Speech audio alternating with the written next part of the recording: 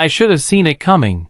The way my father's voice turned sharp when he spoke to me, the way my mother's eyes darted away when I entered the room, the way my siblings whispered behind my back, their laughter fading the moment I got close. But somehow, I still wasn't ready. Not for the moment when my father, the man who was supposed to protect me, looked me in the eye and said, "You never brought anything good to this family." The words landed like a fist to my gut. My breath hitched, and for a second, I swore the ground beneath me tilted. I was standing in the middle of our family's living room, but I suddenly felt like an outsider, like I didn't belong. My mother stood beside my father, her arms crossed tightly over her chest, lips pressed into a thin, disapproving line.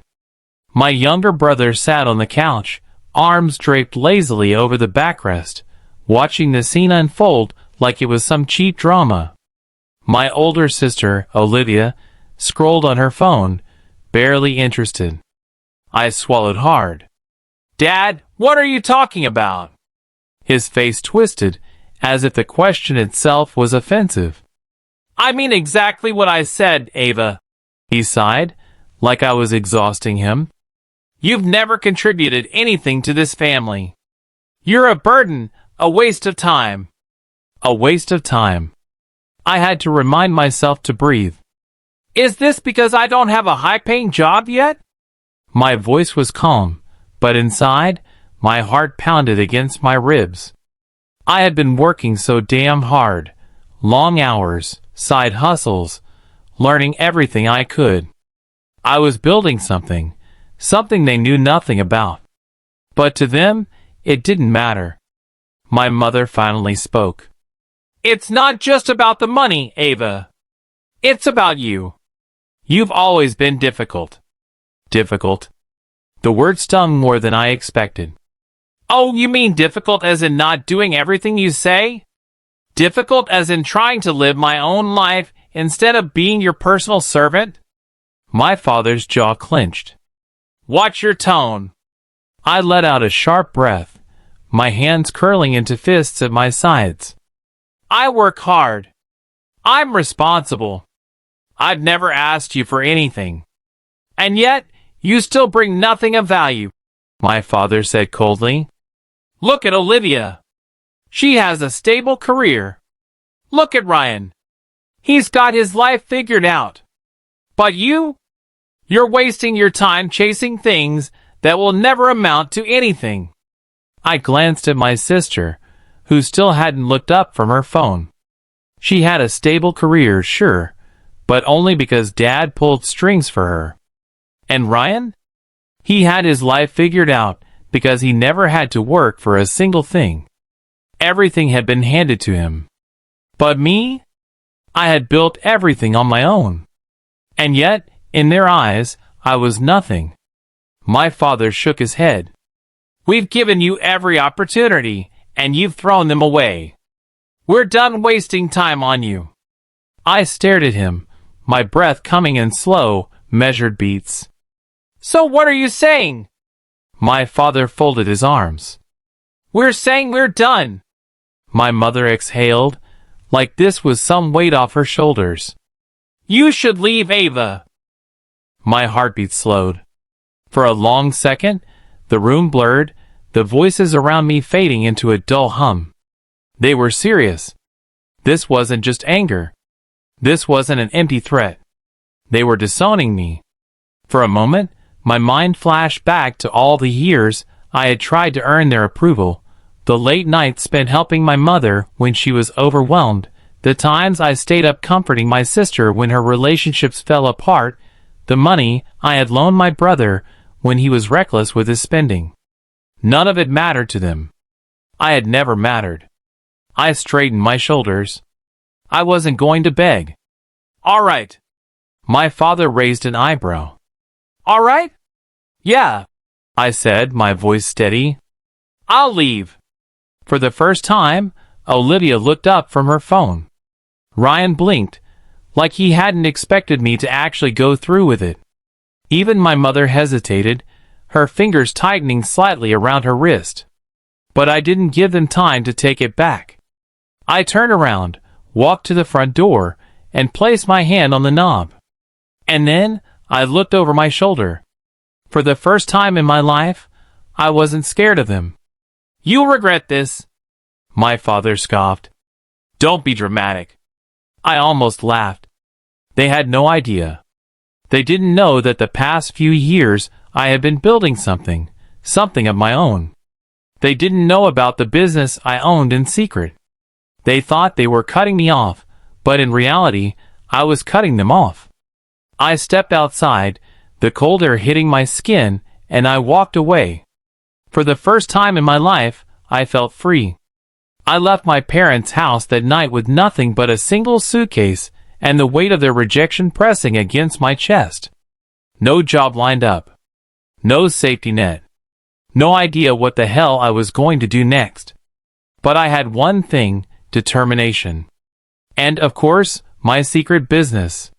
It wasn't much, just an online store I had been running in the background for the past 2 years. I had started it as a side hustle, pouring whatever spare time I had into it. At first, it had been slow, barely making me anything. But over time, I figured out how to market, how to sell, how to scale. And now, it was small, but it had potential. And I was about to bet everything on it. The first few months were brutal. I crashed on my best friend Rachel's couch for weeks while I figured things out. I picked up freelance gigs, worked late into the night, barely scraped by. Some nights, I would lie awake staring at the ceiling, wondering if my father was right. Maybe I really was a failure. Maybe I really would amount to nothing. But every time that doubt crept in, I reminded myself I wasn't going to prove him right. So, I worked harder than I ever had before. I poured every waking moment into growing my business. I studied marketing strategies, refined my products, expanded my network. And slowly, things started changing. Sales picked up. Customers came back. The numbers grew. And then, one day, just 6 months after I had walked away from my so-called family, I checked my bank account and saw something I had never seen before: a 5-figure balance. For the first time in my life, I wasn't struggling. I wasn't just surviving. I was winning. By the end of that first year, my little side hustle had turned into a real company. I moved out of Rachel's place and into my own apartment, a beautiful, modern space with floor-to-ceiling windows that overlooked the city skyline. I bought myself the things I had always wanted but could never afford. And best of all, I did it on my own. No handouts. No shortcuts. No family. But even then, even after all of that, I still felt their words in the back of my mind. "You never brought anything good to this family." I wanted to forget them. I wanted to erase them from my life. But something inside me wouldn't let go. Because deep down, I knew, one day, they would come back. And when they did, I would be ready. I was 2 years in when the first message arrived. A simple text from an unknown number. "Dad, Ava, we need to talk." I stared at the screen, my stomach tightening. For 2 years, I had heard nothing from them. No birthday messages. No check-ins. Not even a cold, passive-aggressive text from my mother. But now they needed something. I ignored it. A week later, another message. "Mom, it's important. Please call us." Please. That word almost made me laugh. Now they wanted to be polite. Still, I didn't respond. But then, a phone call. And another. "Mom." And finally, a voicemail. My mother's voice, shaky, almost unrecognizable. "Ava, please. We're struggling. Your father lost his job. The house, it's in danger. We don't know what to do." I sat there, listening, my heart hammering in my chest. They were losing everything. The same people who had looked me in the eyes and told me I was worthless. The same people who had thrown me away like I was nothing. And now they were begging me for help. I took a slow breath, tapping my fingers against the table. I should have felt guilty. I should have felt something. But all I felt was satisfaction. They thought they could tear me down. They thought I would fail. But they had no idea who they had been up against. I reached for my phone, hovering over the call button. Not yet. Let them sweat. Let them feel what it's like to be powerless. Because the next time I spoke to them, it would be on my terms. I let them wait for 2 weeks. I ignored the messages, the missed calls, the voicemails piling up every day. I watched as my phone lit up with desperate attempts from the same people who once told me I wasn't worth their time. It was poetic, really. I had spent years craving their approval, bending over backward trying to be enough, trying to fit into a mold they had created for me. And now they were the ones waiting on me. I had the power, and I was going to use it. Finally, after the 15th voicemail from my mother, this one on the verge of tears, I decided it was time. Time for them to hear my voice. Time for them to understand exactly who they had thrown away. I called back, and the moment my mother answered, she sucked in a sharp breath. "Ava?" Her voice was small, weak. I leaned back in my chair, staring at the city skyline from my office window. My office. In a building I owned. Built for my success. "Took you long enough," I said. She hesitated. "We weren't sure you'd answer." I wasn't sure either. A heavy pause. Then she cleared her throat. "Ava, things have been difficult. Your father, he lost his job." "I know," I said, my voice flat and motionless. A sharp inhale. "Who told you?" I almost laughed. "It's amazing what you can learn when people start crawling back into your life." She sighed, but there was no anger in her voice, just exhaustion. "Ava, we need your help." "Do you?" I asked, my tone sharp. "Because 2 years ago, you made it clear that I was nothing to this family. A burden. A waste of time. So why would you want my help now?" Silence.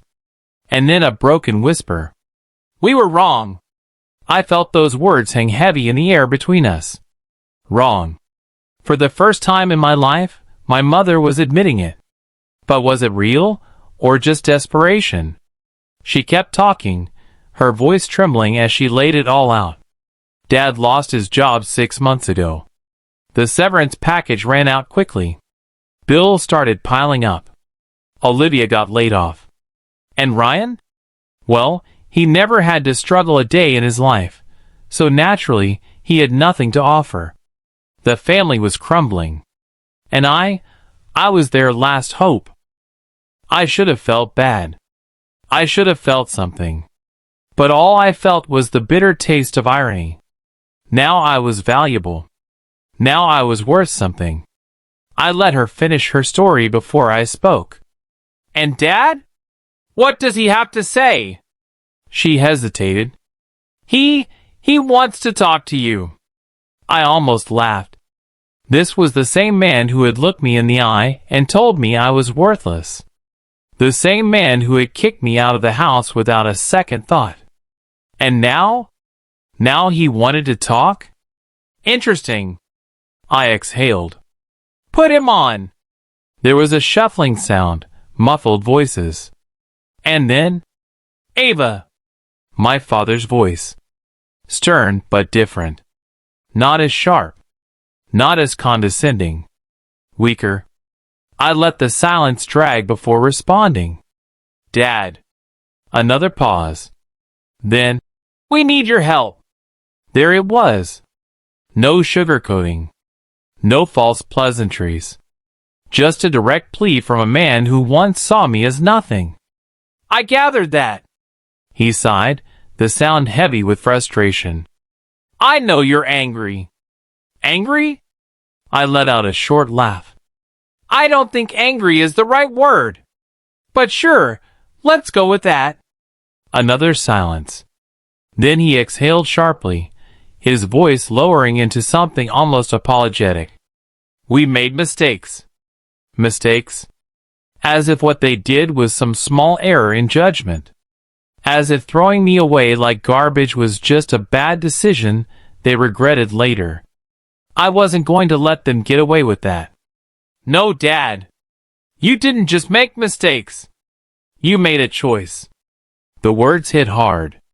I could hear it in his breathing, the way it suddenly hitched, like he wasn't expecting me to be so blunt. You chose to push me out. You chose to cut me off. And now you're only calling because you have no other option. More silence. Then finally, I was wrong. A confession. A rare moment of vulnerability from the man who had spent his entire life acting like he was superior to everyone else. And yet, even now, I could hear it in his tone. This wasn't regret. It was survival. They didn't miss me. They weren't sorry for what they had done. They were just desperate. And that was what made this moment so perfect. I took a slow breath, letting the power settle into my bones. Then I smiled. I'll think about it. And then I hung up. I knew they would call again. I had barely hung up when my phone buzzed with another incoming call. My father. Then my mother. Then Olivia. I let them all go to voicemail. Let them sweat. For 2 years, I had been nothing to them. And now, they were desperate. That kind of power, it was intoxicating. But I wasn't just going to enjoy the moment. I was going to use it. Because this wasn't about money. This was about making them understand. I waited another 2 days before responding. When I finally picked up, my mother's breath hitched like she hadn't expected me to call back. Ava, she whispered, relief flooding her voice. I've been thinking. She went silent. Waiting. I'll help you. The words dropped like a bomb. You what? My mother's voice cracked. I'll help you, I repeated, cool and measured. But on my terms? She fumbled with her words. Of course. Yes. Anything, Ava. We just need. I want a meeting. I cut in. Face to face. You, Dad, Olivia, and Ryan. No excuses. A pause. Then, okay. I didn't meet them at their house. I made them come to me. A sleek, upscale restaurant downtown. One that required reservations weeks in advance. One they would never have been able to afford in their current situation. When I walked in, I saw them immediately. They were uncomfortable. My mother's hands were folded tightly on the table, her eyes darting around like she didn't belong. My father sat stiffly, his jaw tight, his pride barely holding together. Olivia looked irritated, tapping her nails against the table. Ryan was slouched in his chair, quiet for once. When I took my seat, I felt it, the shift. For the first time in my life, I wasn't the outsider. They were. I placed my phone on the table, letting the silence stretch before speaking. Let's cut to the chase. My father's jaw ticked. Ava, I held up a hand. No. You listen. His mouth snapped shut. Power. I could get used to this. You need money. I stated it plainly. No pity. No sympathy. Just facts. My father exhaled sharply, nodding. We just need some help getting back on our feet, my mother said, her voice soft. Careful. A loan. We'll pay you back, of course. I smiled. You must think I'm an idiot. My father flinched. My sister's mouth parted slightly. You want my money? I leaned forward, my voice calm. Then I want something in return. My father frowned. Ava, we're your family. You stopped being my family when you threw me out. A sharp silence. Olivia scoffed. Are you seriously holding a grudge? It was years ago. I turned to her, leveling her with a cold stare. If you lost everything tomorrow, would you expect me to help you? She hesitated. Well, yeah. Why? She blinked. Because we're family. I smirked. Exactly. I let the words settle before leaning back. And yet, when I had nothing, you left me in the cold. Olivia had nothing to say to that. I'll give you the money, I said finally. My mother let out a shaky breath of relief. My father's shoulders sagged slightly. But, I continued, there are conditions. My father's face darkened. Ava, we're not here to make a deal. Then leave. I gestured toward the door. Go find someone else to beg. Silence. He didn't move. Of course he didn't. Because they had no one else. I folded my hands on the table. Here's how this works. I don't do loans. If I give you money, I own something in return. My father tensed. Own what? I shrugged. Your house.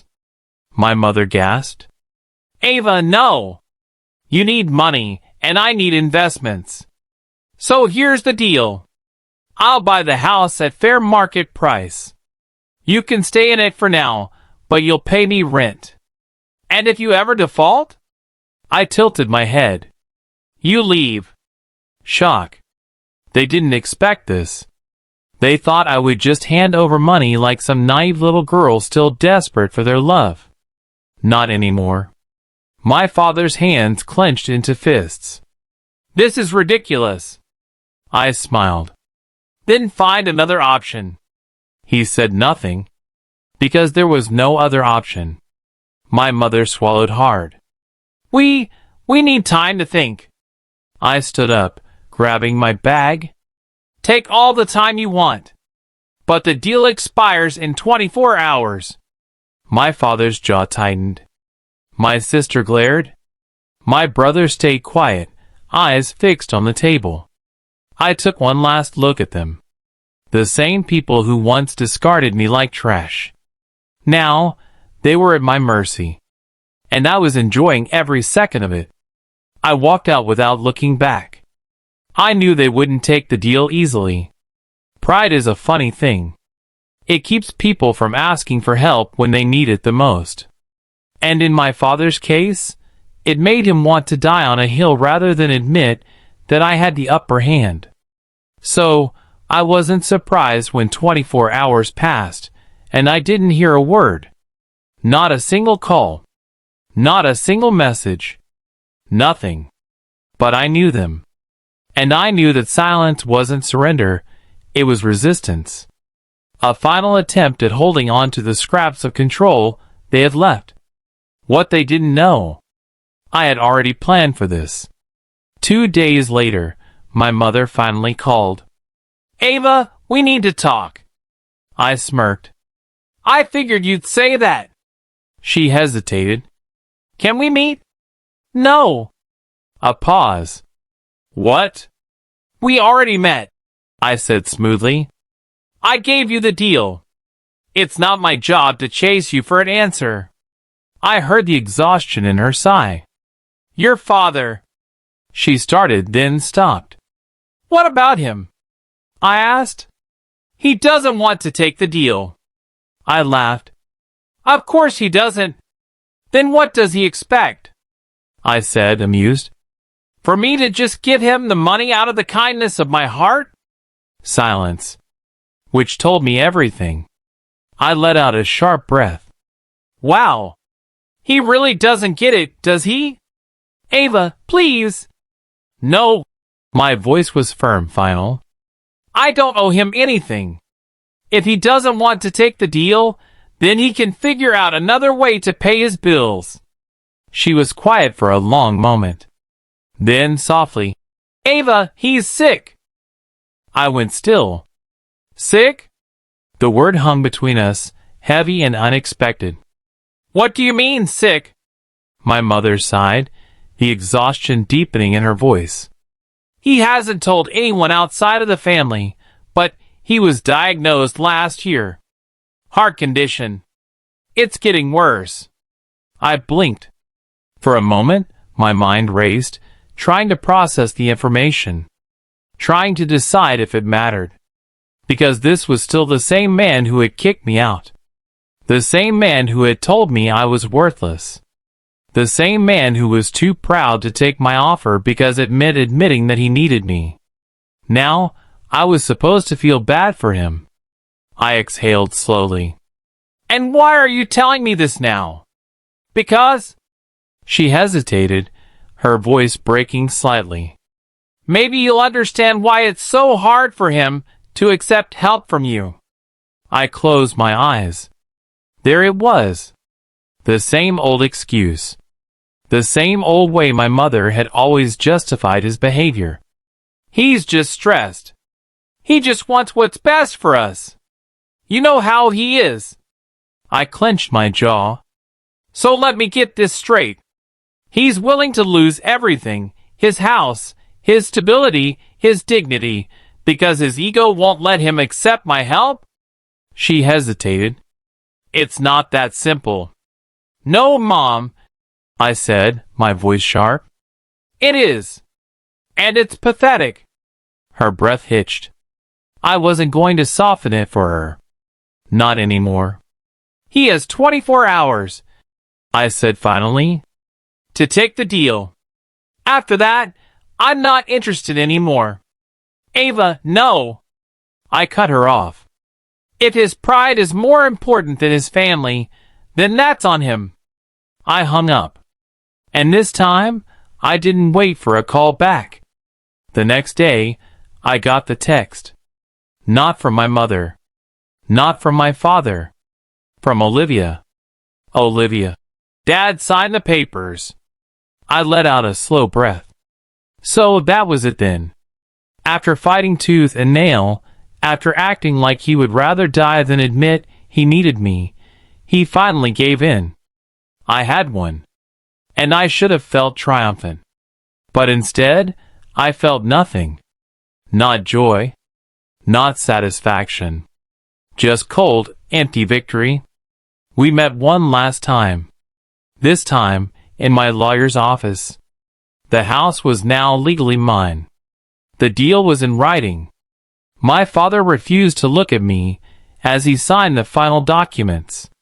His jaw was tight, his signature rough and angry on the paper. My mother looked exhausted, her shoulders sagging in defeat. And my siblings? They were quiet. Because this was the moment they realized I wasn't the same Ava they had discarded. I had outgrown them. I had surpassed them. And now, I owned everything they had left. A week after the papers were signed, I got another text. From Ryan. Ryan, Dad isn't doing well. You should come by. I stared at the screen for a long time. Because, for the first time, I realized I had everything I had ever wanted. The power. The success. The control. And yet, I wasn't sure if I had one at all. I drove back to the house where I once lived. It looked different now. Smaller. Worn down. The yard was overgrown. The paint peeling at the edges. Or maybe it had always been this way, and I was just seeing it with different eyes. I knocked. The door opened slowly, and my mother stood there, eyes widening in surprise. Ava, she whispered. I didn't say anything. Just stepped inside. The living room looked the same. The couch. The old curtains. The photos on the walls. Except now, it wasn't theirs anymore. It was mine. And they all knew it. I walked past my mother without a word and into my father's room. He was sitting on the edge of the bed, staring out the window. He looked smaller than I remembered. Older. Weaker. He turned his head slightly, noticing me. For a moment, he didn't say anything. Then, softly, So you finally came. I crossed my arms. You didn't think I would? A dry chuckle. Didn't think you'd waste your time. I exhaled slowly. That's funny. 2 years ago, you told me I was the one wasting time. That I had nothing to offer. His lips pressed together. He knew what I was doing. I wanted him to admit it. To say it out loud. But instead, he just sighed. I suppose you're here to gloat. I tilted my head. Would it matter if I was? His expression darkened. And for a second, just a second, I saw the old version of him. The man who had disowned me. But that man didn't exist anymore. Now, he was just a shell. And I realized then, I didn't need to win. Because I already had. And I was done fighting ghosts. I turned. And I walked out. For good.